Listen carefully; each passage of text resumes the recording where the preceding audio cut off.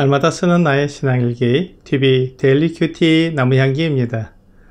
오늘은 히브리서 1장 6절부터 9절을 묵상하겠습니다.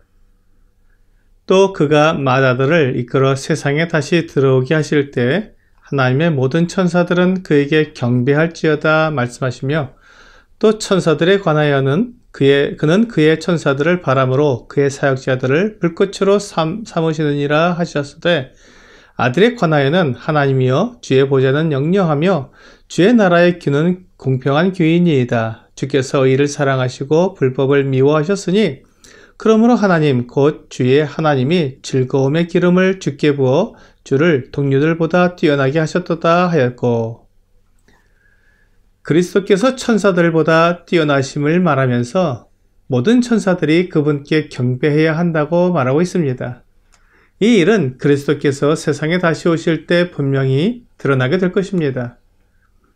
그리스도께서 이 세상에 사람으로 태어나실 때 그리스도의 탄생을 천사들이 노래했습니다. 누가복음 2장 13절과 14절입니다. 호련히 수많은 천군이 그 천사들과 함께 하나님을 찬송하여 이르되, 지극히 높은 곳에서는 하나님께 영광이요 땅에서는 하나님이 기뻐하시는 사람들 중에 평화로다 하니라.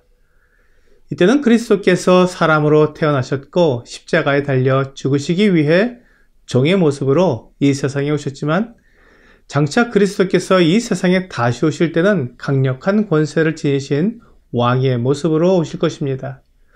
전능하신 하나님이며 모든 사람들을 심판하시는 권세를 가지시고 오시기 때문에 모든 천사들이 그분께 경배해야 합니다. 요한계시록 12장 5절은 여자가 아들을 낳으니 이는 장차 철장으로 만국을 다스릴 남자라. 그 아이를 하나님 앞과 그 보좌 앞으로 올려가더라 라고 말씀하고 있습니다.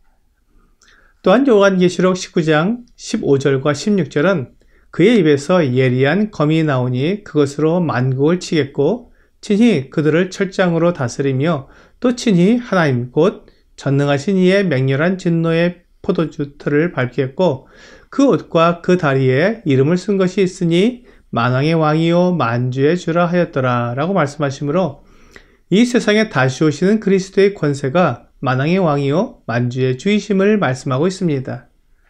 그리스도께서 얼마나 크신 권위를 가지신 분이신지 말씀하기 위해 천사와 비교해서 말씀하고 있습니다. 시편 104편 2절부터 5절까지는 주께서 옷을 입음같이 빛을 입으시며 하늘을 휘장같이 치시며 물에 자기 누각에 들벌을 얹으시며 구름으로 자기 수레를 삼으시고 바람 날개로 다니시며 바람을 자기 사신으로 삼으시고 불꽃으로 자기 사역자를 삼으시며 땅에 기초를 넣으사 영원히 흔들리지 아니하게 하셨나이다 라고 말씀하고 있습니다. 그리스도의 권위는 심히 위대하시며 존귀와 권위로 옷 입으셨다는 말로 시편 기자는 노래를 시작하고 있습니다. 그러면서 빛으로 옷을 입으시고 구름으로 수레를 삼으시며 바람 날개로 다니시고 천사를 바람으로 사역자들을 불꽃으로 삼으신다고 말하므로 그 위대하심과 권위를 구체적으로 보여주고 있습니다. 천사의 위치와 그들이 하는 일이 무엇인지 알면 그들의 신분을 정확히 판단할 수 있습니다. 우리의 눈에는 천사가 매우 거룩하고 신분이 높아 보이지만 하나님의 눈에는 천사는 다만 심부름꾼에 지나지 않습니다. 하나님께서 하시는 일을 보조하는 그 정도의 신분입니다. 하지만 아들은 그 신분이 매우 높습니다. 아들에게는 영영한 보좌가 주어져 있으며 공평한 규를 가지셨다고 말씀하고 있습니다. 보좌는 심판하시는 자리입니다. 그리스도는 영영한 심판을 하시는 분임을 말하고 있습니다. 그리고 규는 통치자의 상징입니다. 그러므로 우리 주님께서 다스리실 때 공평으로 다스리십니다. 이 세상은 공평하지 않습니다. 각 사람이 서로 다른 재능과 형편 속에 생활하고 있지만 겉으로 보이는 기준으로 각 사람을 비교, 평가합니다. 그러므로 더 나은 재능과 형편에 있는 사람이 그렇지 못한 사람보다 더 좋은 평가를 받게 됩니다. 사람은 결코 다른 사람의 재능과 형편을 정확히 판단할 수 있는 능력이 없습니다. 겉으로 드러난 모습으로만 판단할 뿐입니다. 하지만 그리스도께서는 하나님의 아들이시기 때문에 사람들의 모든 형편과 능력을 다 아십니다. 그리고 그의 재능과 장점도 정확히 아십니다. 그래서 다른 사람들과 단순히 비교해서 평가하시는 게 아니라 각 사람을 그의 형편과 능력에 따라 평가하십니다. 다른 사람들과 비교하지 않기 때문에 공평하게 평가하시고 다스리시는 것입니다. 그리스도께서는 의를 사랑하시고 불법을 미워하시는 분이십니다. 그리스도께서 공생의 기간 동안 그 몸으로 그것을 나타내셨습니다.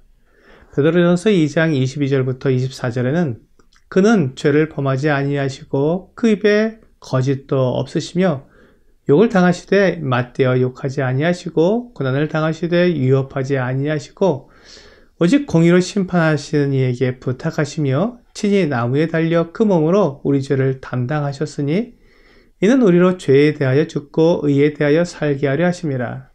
그가 채찍에 맞음으로 너희는 나음을 얻었나니 라고 말씀하고 있습니다. 주님께서 의를 사랑하시고 불법을 미워하시는 것을 직접 몸으로 실천해 보이셨습니다. 아무런 잘못도 없이 주님께서 고난을 당하셨지만 주님께서는 그에 대해 원망하거나 맞대어 욕하지 않으셨습니다. 하나님의 아들이시며 천지 만물을 창조하신 창조주께서 피조물에게 고난을 당하셨지만 정의를 이루기 위해 참고 견디셨습니다. 이것이 그리스도께서 우리에게 보여주신 의를 사랑하고 불의를 미워하시는 모습입니다. 그러므로 하나님께서 그 아들 예수 그리스도께 즐거움의 기름을 부으셨습니다. 그리스도를 하나님의 계획을 성취할 분으로 택하신 것입니다. 천사나 선지자들이 하나님의 계획을 다 알지 못하고 그들의 능력으로는 하나님의 계획을 온전히 이룰 수 없기에 하나님께서 그 아들을 택하셔서 하나님의 모든 계획을 다 이루게 하신 것입니다.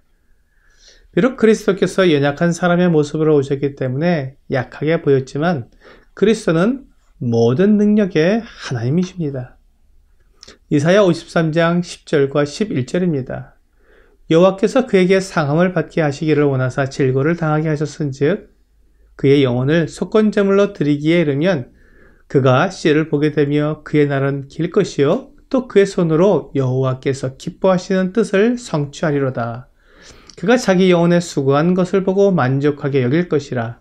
나의 의로운 종이 자기 지식으로 많은 사람을 의롭게 하며 또 그들의 죄악을 친히 담당하리로다.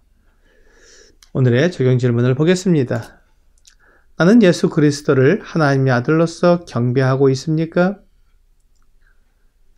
하나님의 거룩한 뜻을 온전히 이루실 수 있는 분은 오직 하나님의 아들밖에 없습니다. 그리스도께서 연약한 사람의 모습으로 오셨지만 그 손으로 하나님의 뜻을 이루어 주셨습니다. 오늘 하나님의 뜻을 완전히 이루어 하나님과 사람 사이에 화목을 이루어 주신 하나님의 아들께 엎드려 경배하는 여러분과 제가 되기를 주 예수님의 이름으로 기도합니다.